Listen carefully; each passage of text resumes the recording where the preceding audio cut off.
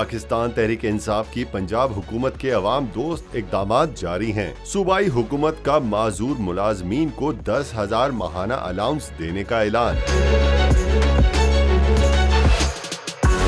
नाबीना अफराद से मुलाकात के मौके पर वजीर आला पंजाब ने सूबे के तमाम इदारों में नाबीना और दीगर माजूर मुलाजमीन के लिए कन्वेंस अलाउंस बढ़ाने का ऐलान किया। कहा कि पंजाब हुकूमत माजूर अफराद को 10,000 रुपए माहाना कन्वेंस अलाउंस देगी।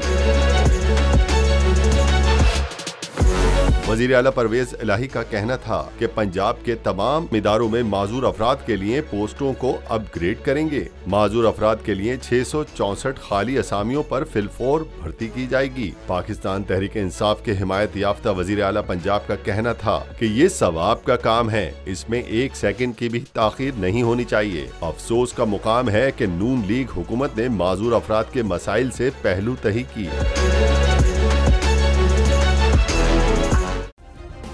सब्सक्राइब करें और बेल दबाएं ताकि कोई खबर रह न जाए।